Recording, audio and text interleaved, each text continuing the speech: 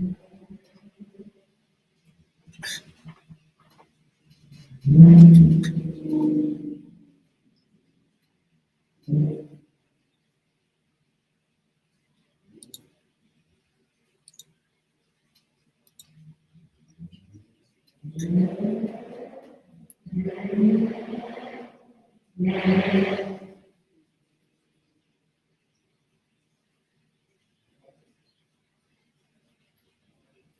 right, all right. Shalom, shalom. I'd like to start off by saying, Barakatah Yahawah, Barakatah Yahawashi, Kol Haloim Lad, Yahawah, Bahashem, Yahawashi, Bahashem, Rakat Kodash. Double honors to the elders and apostles of Great Millstone who do well. Blessings and salutations to the hopeful elect that's scattered abroad, the Akim and the Akwat that's listening in. Yahweh Ratazah, Lord willing that the lesson is edifying. It's the brother Shuwab Muwan back at you with another lesson. And the title of this lesson is called Rfid Snare. All right, going into this UBI, Universal Basic Income, which we've been speaking about it for quite a while now, telling you that they were going to come with it, all right, which is going to be a snare onto the people to draw them closer to the main agenda, which is what? To get everyone, you know, with the Rice Krispie treat, okay? So that snare is going to come upon us with the hour of temptation, which the hour of temptation is ready to be set. You see, everything's set on this RFID chip, and everything in America is ready to be collapsed. And once it's collapsed, all right, this is when they're going to bring, all right, the solution, the ultimate solution, which is, you know, the charagma. But what they're doing right now is they're gradually drawing you into it. All right. And Jake is the type that falls for the bait every time it's put out there, especially when money is involved. Okay. Because Jake here worships money pretty much. All right. So with that being said, this new universal basic income they want to bring out right now, they're starting it off as U.B.I, which is a guaranteed basic income. Okay, which eventually will turn into a universal, all right, once the whole world pretty much is made mandatory, okay, to take these things. So that's when it becomes universal. Okay, but let's get into this article real quick. As a matter of fact, before I get into this article, let me bring out this precept. Share my screen. All right, and it says, I'll start from 34, Luke 21 and 34, and it says, take heed to yourselves, lest at any time your hearts, meaning your minds, be overcharged with surfeiting and drunkenness and cares of this life, so that the day come upon you unawares. All right, so the Lord is telling us to take heed to what's being said through the Spirit, all right, because we're in tough times right now. We're in dangerous times. Okay, this is we're supposed to be silent because this is an evil time, all right, and the time that Esau is about to bring straight wrath upon our people, all right, going into the 12 tribes, so-called Negroes, Latinos, and Native American Indians. All right, and what are our people doing right now? All right, caught up in drunkenness, surfeiting. Okay, surfeiting. Let's go into this word surfeiting.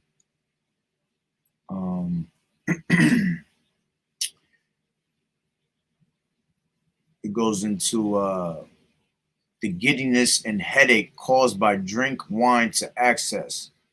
All right, drunkenness, surfeiting. Let me see. But going into that, you know, a lot of these people are caught up in their philosophies. All right, drinking the wines of Babylon. All right, and by them drinking too much of it, all right, it catches them unaware. All right, why? Because they're caught up in the cares of this world. All right, let me see if I can bring surfing up. Give me 1 second.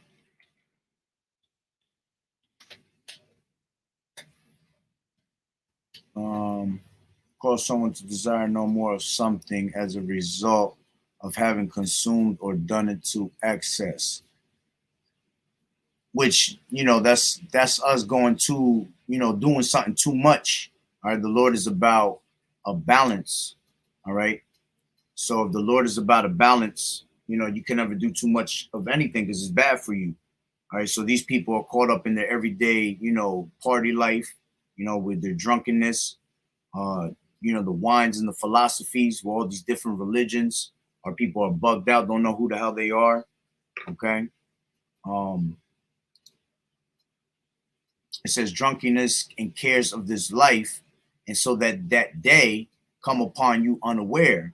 All right. It says, this is the point. It says, for as a snare shall it come on all them that dwell on the face of the whole earth. All right. That snare going into that trap. And this is a form of them trying to come out with it. All right. Which I'm going to bring out this. Let me go back. I'm going to bring out this article real quick. Right here. And it says U.S. city to roll out guaranteed basic income. Okay. It says the Rise Up Cambridge cash payments for families with kids will provide low income households with a monthly check for $500 to test guaranteed basic income. You see, this is them gradually putting it in your face. It's just a test. They're going to see how many people bite for it right now, which they already know pretty much a couple of them is going to bite. All right.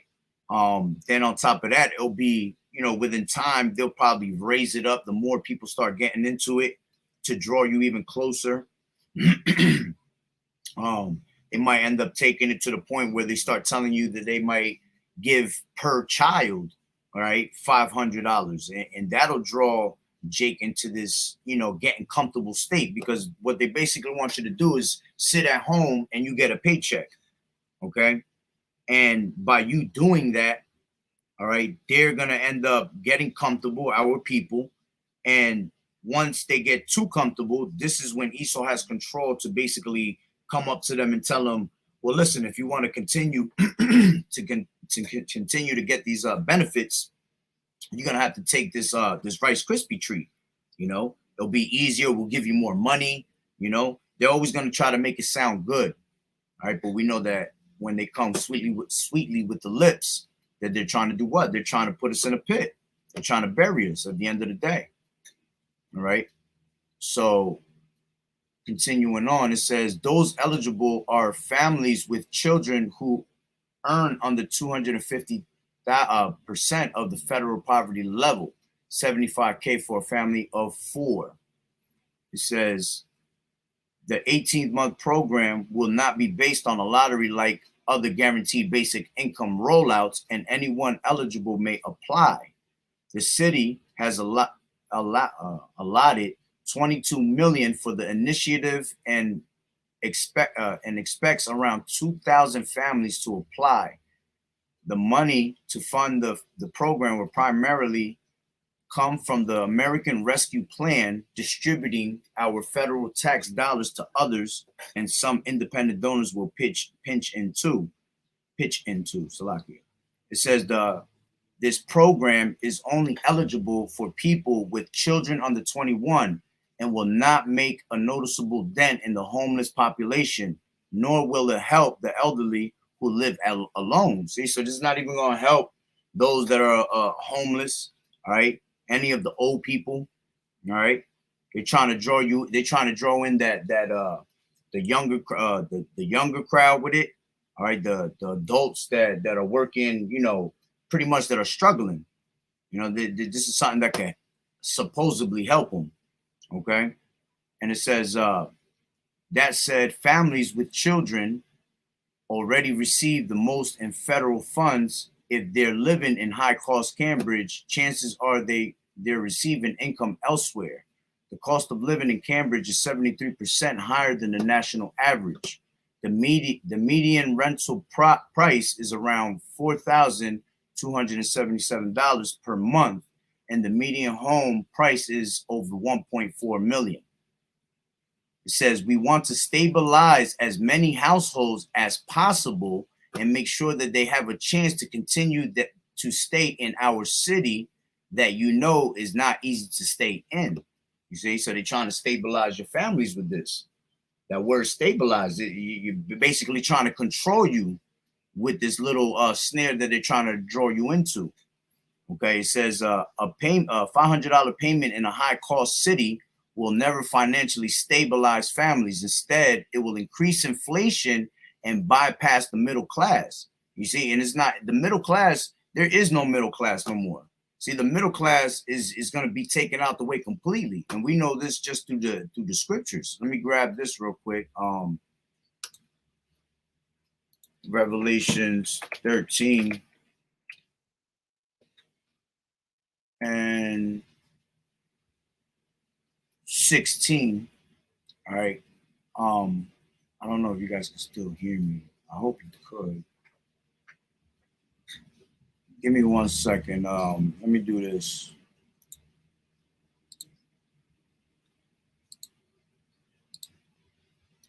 Give me 1 second. There we go. This is Revelations 13 and 16, and it says, and he calls it all, both small and great, rich and poor. See, ain't no middle class. All right, you either going to be rich or poor, and the elites are making those that are, you know, decently rich out here in America, they're going to end up being made poor. Even these puppets that the Illuminati uses out there, these top banking families that they use out there in the front line of these social media platforms, you know, movies, music, whatever, you know, they those people live, you know, they're millionaires. They're going to be made broke too, you see, because the ones that are only going to have the money, they pretty much want to make a society with the elites alone. All right, everything else is irrelevant. Everything else is just a puppet for their agenda.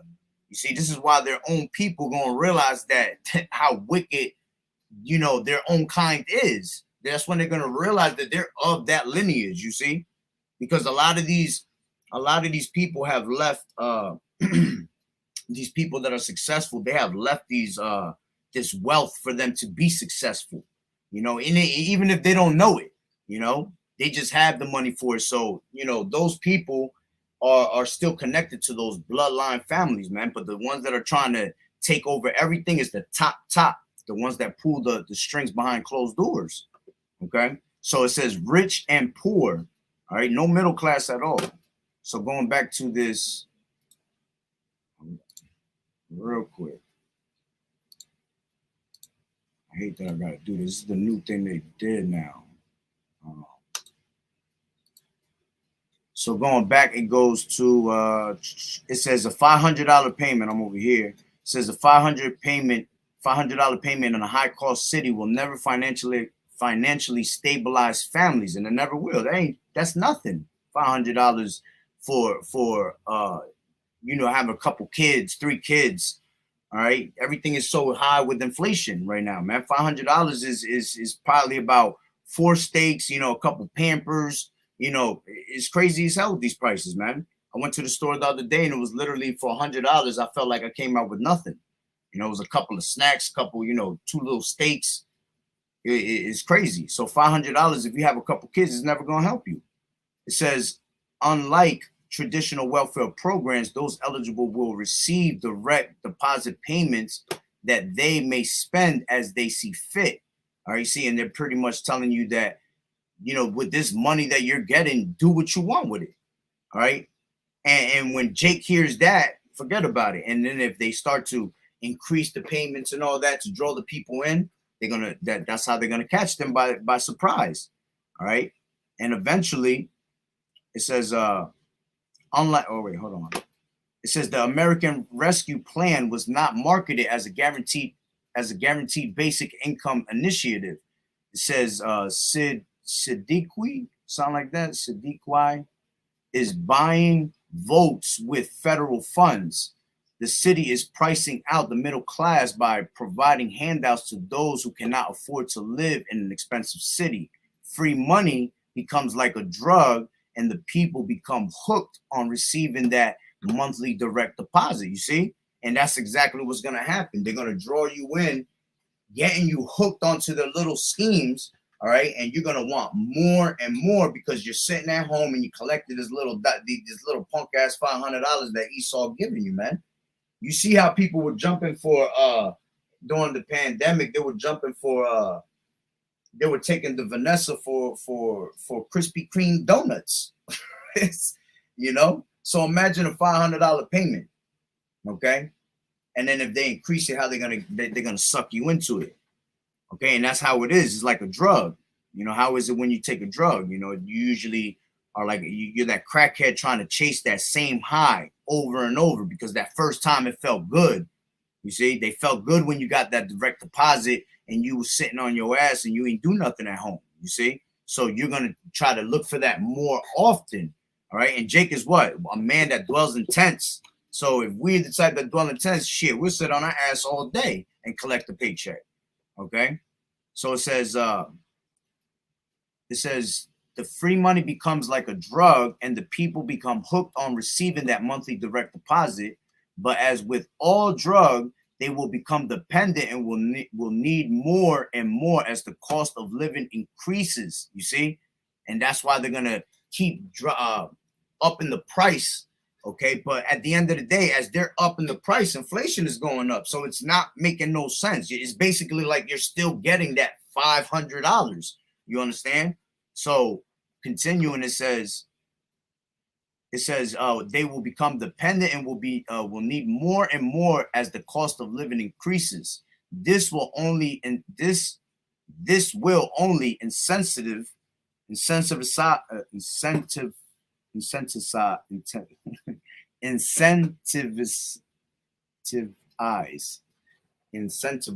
that's how you say it, Salakia, people to not work and vote for politicians who promise handouts at the expense of responsible taxpayers.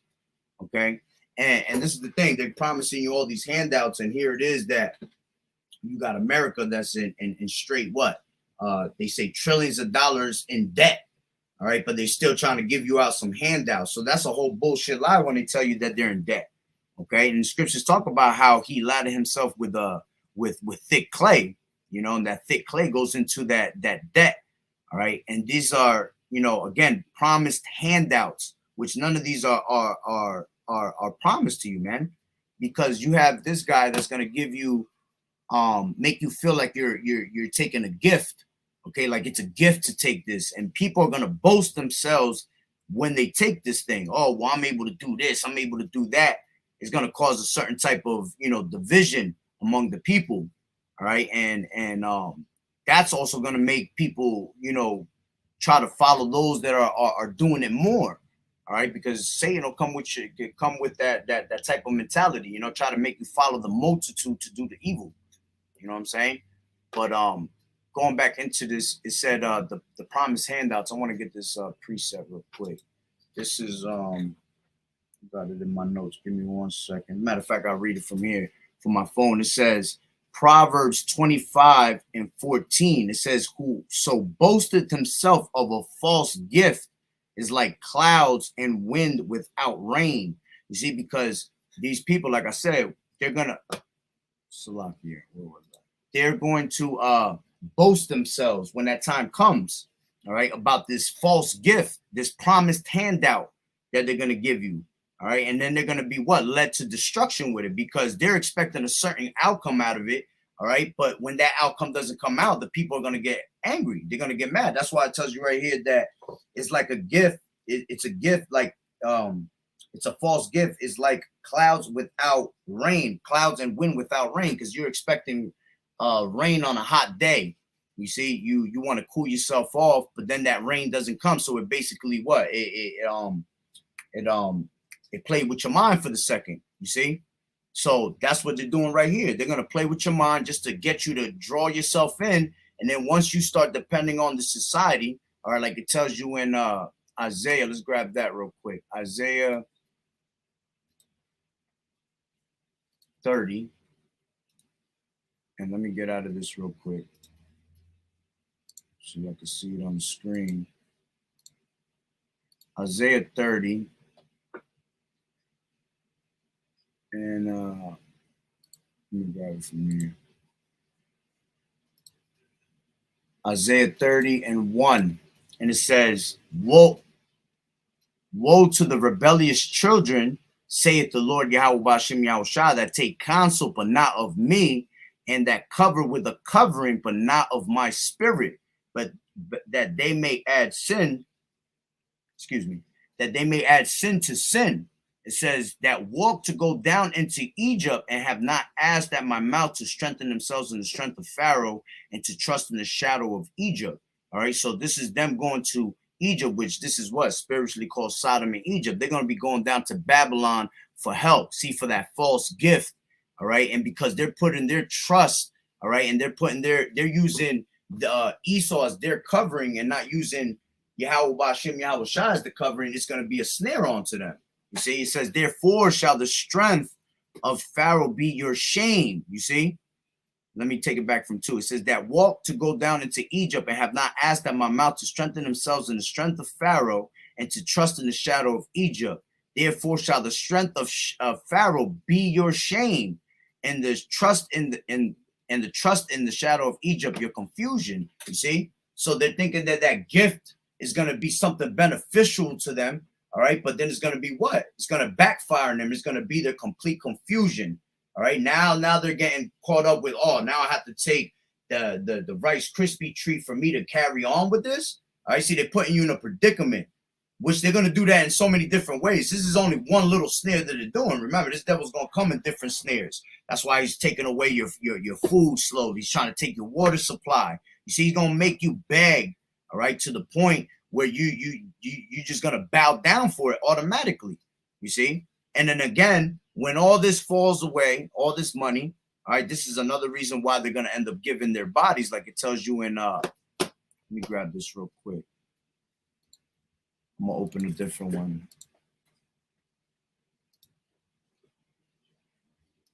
This is Genesis 47.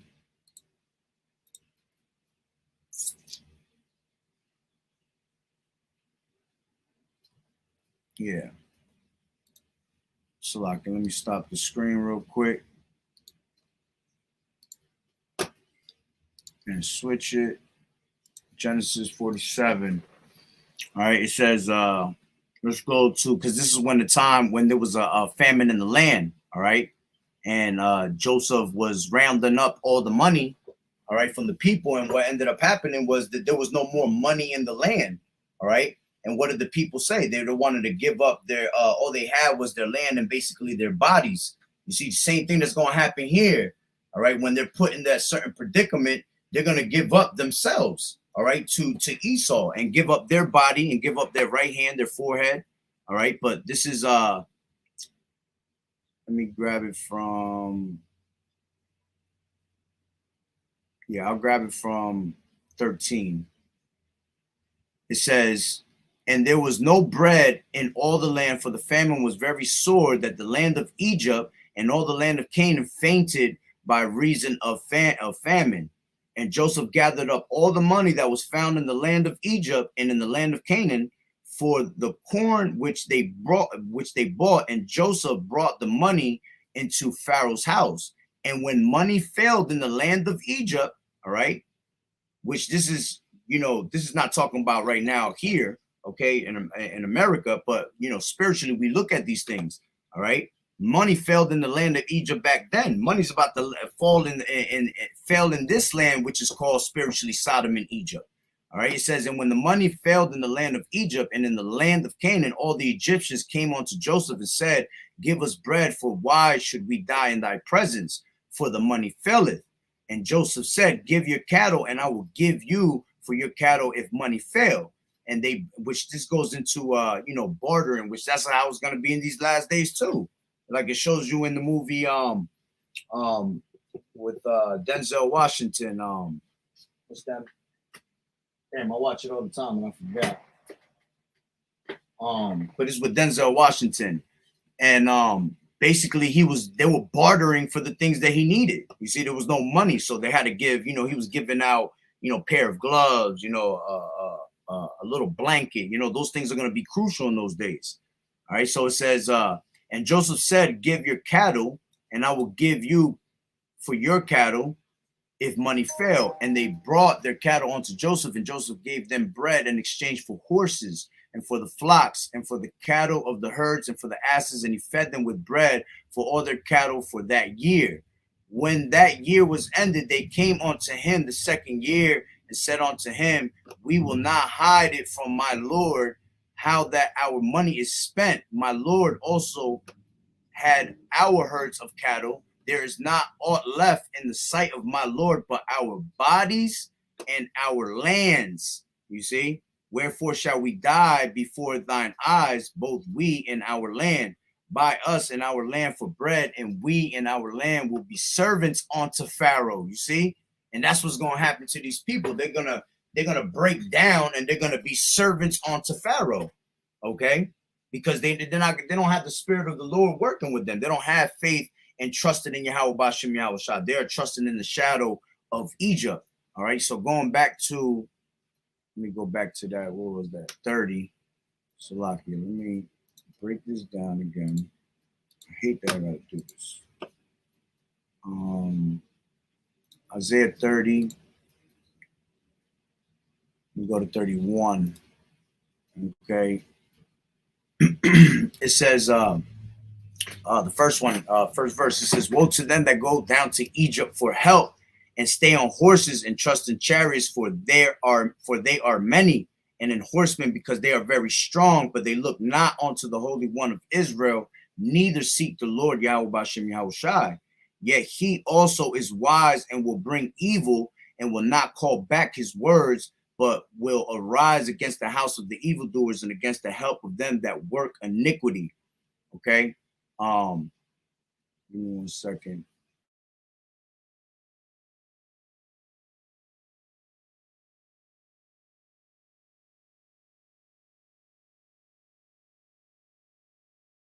Precept I want it real quick. Before I forget. Salakia.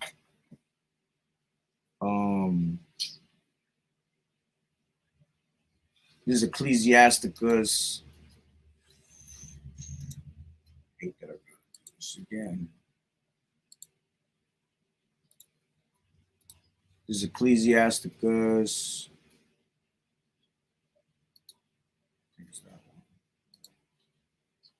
Yeah, 27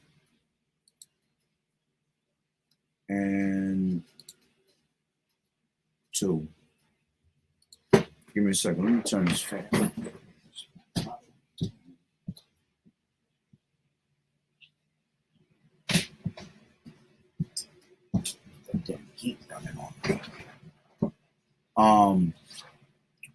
So this is Ecclesiasticus 27 and 1. It says, many have sinned for a small matter. All right. You see, and this is what's going to happen. All right. These people are going to sin for the smallest matters, things that are irrelevant. All right. Now the Lord tells us not to let not to let any small thing pass by. All right. But we're talking about things that are relevant to this word, relevant to this truth. All right. But these people are gonna sin for the dumbest shit ever. Okay. And it says, and he that seeketh for abundance will turn his eyes away. As a nail sticketh fast between the joinings of the stones, so does sin stick close between buying and selling. All right. So this is what these people are going to end up doing. They're going to end up sinning. All right. For the sake of what? Buying and selling. All right. Because they want they still want the benefits of this society. Okay. Things like they're showing you right here, the U.B.I. All right. Once those things get up and running and money is coming in, these people are going to continue to lean on Esau more and more. And that's when he's going to hit them with the what? The charagma.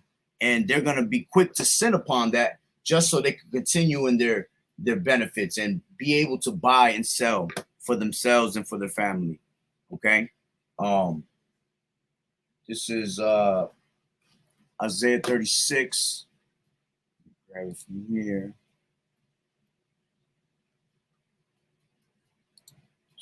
Do all that. Isaiah 36 and 6. It says, lo, thou trustest in the staff of this broken reed on Egypt, whereon if a man lean, all right, see, so the Lord's telling you, you trusting in the staff of a broken reed going into Egypt. going into Esau. All right. So if a man continues to lean onto this society, all right, it says what? It will go into his hand and pierce it. You see, eventually he's going to get to that what? To that Rfid. Okay. So is Pharaoh king of Egypt to all that trust in him. All right. So the Lord's going to give you up to getting lined up in that charagma line, man, because you put in your full trust in in Esau and not in YAHAWAH'S. All right. And again, this is all going to lead to that one road, the charagma. All right. This is just a gradual way of drawing you in. All right. And get you to bite for the benefits that Esau comes with. And you see how whack these benefits are, man. $500 is not even, that's nothing. All right. That's literally 2 days worth of you grabbing some food. Okay. And some gas for you to take your kids to school. All that. Okay. But let me grab this last precept. Pretty much wrap it up. This is Psalms 33.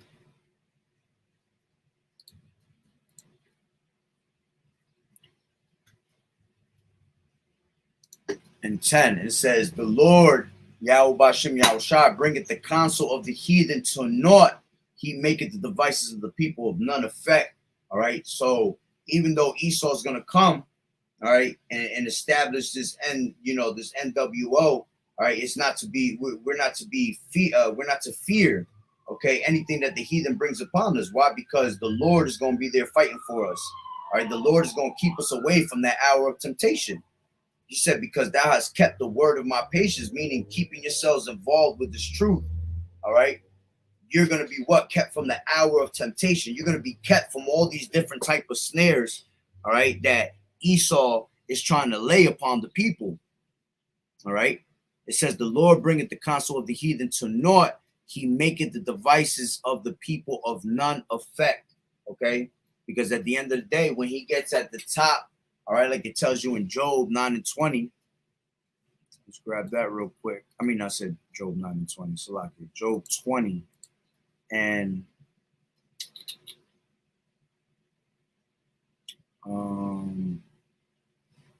22, it says, in the fullness of his sufficiency, he shall be in straits. Every hand of the wicked shall come upon him. When he is about to fill his belly, all right, Yahweh shall cast the fury of his wrath upon him and shall rain it upon him while he is eating. Okay, so that's the Lord bringing that counsel down to naught. You see, when he's in the fullness of his sufficiency, at the height of his pride, all right, when his NWO, he thinks that he's going to basically set it for life. Okay, the Lord is going to have all these other wicked nations go after his ass. Even these 2/3 that are wicked, all right, they're going to start getting up and getting roused up. Okay, all the wicked is going to come upon him. And when he's filling his belly, all right, the Lord is going to what? He's going to rain upon him while he's eating, man. He's going to lift that standard up against him. All right, he's going to put an end to all that empire, this new empire that he's trying to build, okay, upon the people. All right, but yeah, that's pretty much the point. Lord willing, it was edifying. It was just a quick little, because that's pretty much the article. It wasn't too long. All right, but it was showing you that we're closer and closer. This is the snares that they're coming upon the people with to see if they bite. All right, so you got to stay, prayed up, because we know the flesh is weak. All right, so Lord willing, that the lesson was edifying. So with that being said, Barakatah Yahweh, Barakatah Yahushai, Call Haloyim Lad, Yahweh, Bahashem, Yahushai, Bahashem, Barak Kodash. Double honors to the elders and apostles, great millstone, rule well. Blessings and salutations to the hopeful elect and scattered abroad. The Hakim and the Akwat that's listening in. Yahweh Ratazah, Lord willing, that the lesson was edifying. To the next one, Shalom.